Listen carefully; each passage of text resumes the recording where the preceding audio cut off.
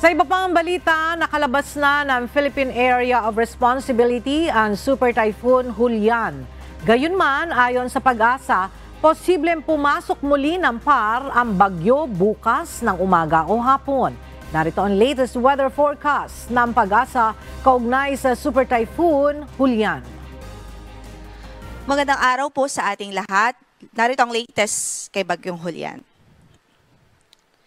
Lumakas pa nga si Bagyong Julian at ngayon ay taglay na nito ang lakas ng hangin umaabot sa 195 kilometers per hour near the center at gustiness po o pagbugso ng hangin umaabot sa 240 kilometers per hour.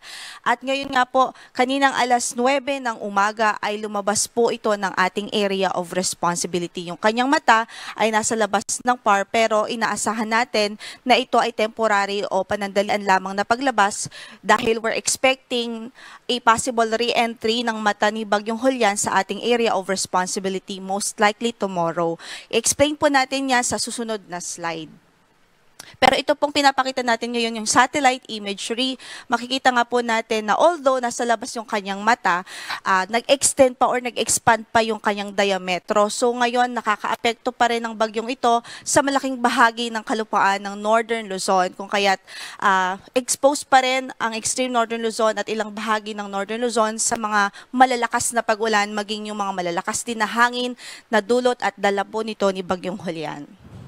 At kanina, as of our latest location, nakita ito sa layong 235 kilometers, kanluran ng Itbayat, Batanes, at ang kanyang movement ay pakanluran po at napakabagal pa rin. Kaya ito nga po ang isa sa mga naging hindi magandang senaryo nitong bagyong ito dahil mabagal siya, so mas matagal na na-expose yung mga landmass natin dito sa extreme Northern Luzon at ilang bahagi ng Northern Luzon kung kaya exposed po sila sa malalakas talagang mga pagbuhos ng ulan at mga malalakas na hangin. Sa latest na ipinalabas po ng Pag-asa na track, makikita nga po natin kaninang alas 8 ng umaga ay nasa boundary pa po ito ng ating area of responsibility. Then by 9 a.m. po kanina ay lumabas po ang kanyang mata o ang sentro ng kanyang mata sa ating area of responsibility. At kung hindi na po magbabago ang kanyang direksyon at magiging track, posible that by tomorrow, most likely ay papasok ho ulit o magkakaroon ng re-entry ito sa ating area of responsibility and then generally ay northeastward na ang kanyang movement hanggang sa makalabas na po ito ng PAR. Pero kung mapapansin nyo rin po, kahit na sa ganitong movement niya, continuous pa rin po ang pag-issue natin ng tropical cyclone bulletin dahil ine-expect pa rin natin makakaapekto pa rin ho ito sa malaking bahagi ng Northern Luzon sa mga susunod na araw.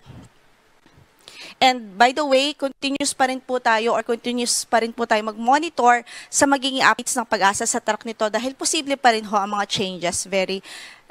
Posible ang changes dahil nga po itong bagyo ay ngayon nasa labas po ng ating area of responsibility.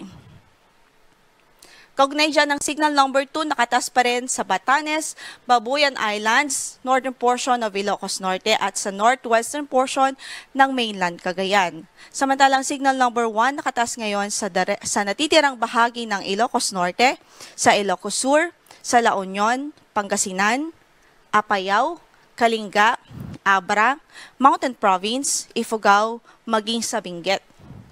Signal number 1 din sa natitirang bahagi pa ng mainland Cagayan, sa Isabela, Quirino, Nueva Vizcaya, northern portion ng Aurora, at maging sa northern portion ng Nueva Ecija. So mostly po talaga ay Northern Luzon at ilang bahagi ng Central Luzon ngayon ang may mga wind signal dahil sila nga po ang talagang naapektuhan itong si Bagyong Julian.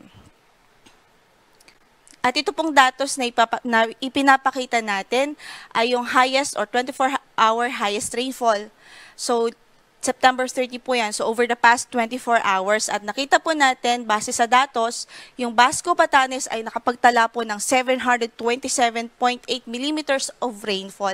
Napakadami po nito. And so far, highest po siya in history according sa ating initial report. And sumunod po dyan yung Lawag City, Ilocos Norte, 481.6 millimeters. Calayan, Cagayan, 201.4 millimeters of rainfall. Baguio City, 120 millimeters of rainfall, habang sa Sinait naman ay Sinait, Ilocos Sur ay 97.4 millimeters of rainfall. Yung sinasabi ko pong highest in history ay sa Basco, Batanes lamang po ang ating reference. But yan, initial report pa lamang ho yan. Pero ano po yung purpose ng pagpapakita natin yung datos na ito? Para po ma-inform tayo na dahil sa malakas torrential and intense na mga pag-ulan na naranasan over the past 24 hours, very saturated na po ang kalupaan at posible na ang mga landslides, very prone na po ang ating mga lugar doon sa landslides, maging sa patuloy na pagbaha o floodings.